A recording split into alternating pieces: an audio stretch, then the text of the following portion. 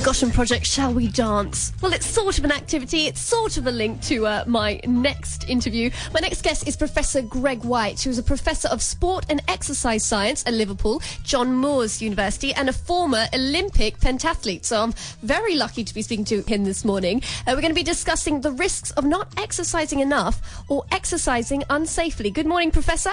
Good morning. Good morning. Wish I'd call you Doctor. You can call me what you like, to be honest with you.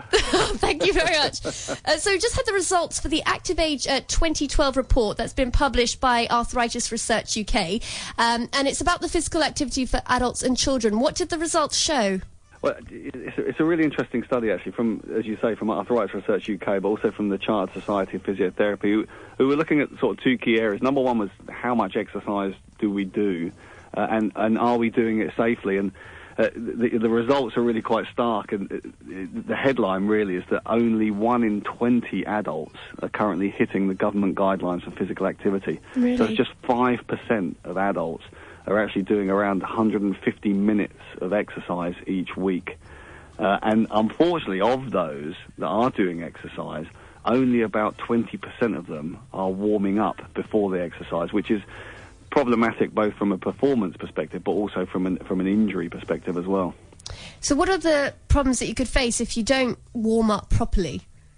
I think what you have to think about is that the human body is a finely tuned engine, even for most of us, even those that don't think it is. And the physical insult of exercise really is quite big. I mean, it's quite a demanding environment, exercise. And so what you have to do is you have to make sure that you are preparing the body appropriately for exercise.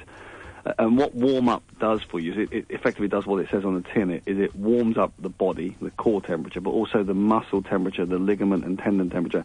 And it reduces the potential for injury. And that injury is really important, because if we injure the joint, what that can lead to is what's called osteoarthritis in that joint in later life.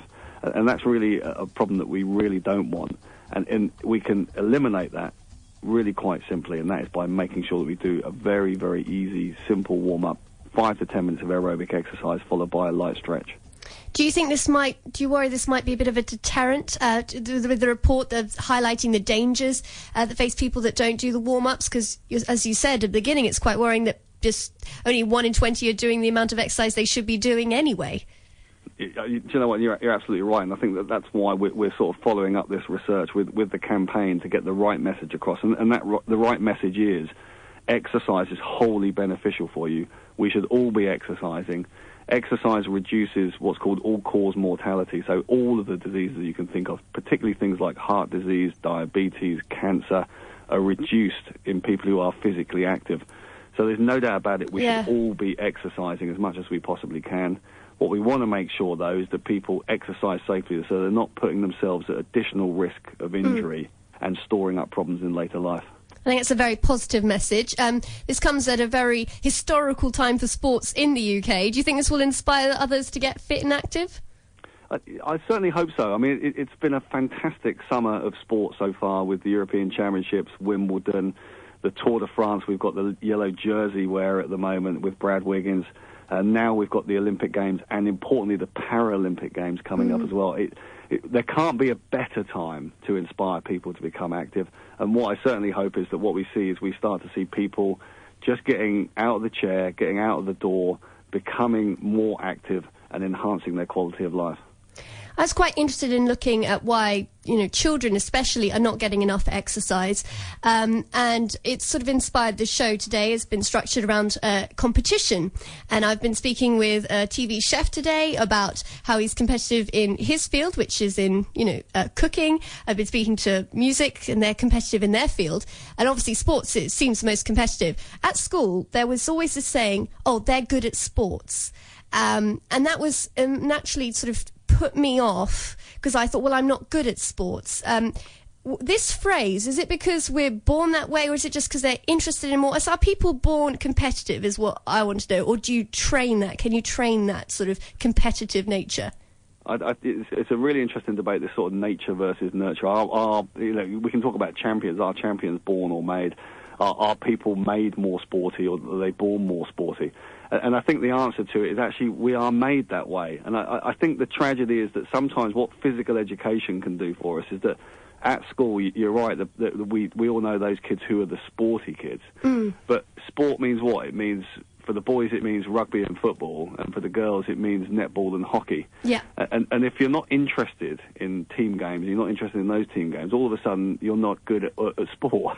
Where actually there's a plethora of things that we can do. And invariably it's actually post-school years where people suddenly come across the things that they do love, whether it's swimming, whether it's running, whether it's rock climbing, whether it's riding a bike. And actually what I think we should be doing is actually just saying to people, you know, physical education has its place without any shadow of doubt. It's incredibly important in the curriculum. But there are other things outside of that which can make us physically active, which we can be successful at, and most importantly, we can actually enjoy. And you obviously were a former Olympic pentathlete, so what was your background that encouraged you to pursue a fitness career? Well, you know, I mean, it's one of those things. I mean, to become an Olympian is really at the extreme end of that spectrum. I mean, I started training, full-time training, when I was 6 years of age. And I'd be getting up at 5:30 in the morning to go swimming for 2-hour swimming sessions at the age of 6. And by the end of my career, I was training somewhere in the region of 35 to 40 hours a week, pushing myself to the limit on a continual basis. Now, that's what's required to become elite. And it's no different to elite in business or elite in any other walk of life. But that's not what's required to be healthy. What's required to be healthy is just 2.5 hours of exercise each week, spread out over the week, not in a single dose, spread out over the week, moderate intensity of an activity that we can enjoy and can become part of culture. So this is where I think the Olympics is a fantastic shop window for us, but we have to remember we don't have to be elite to enjoy being active.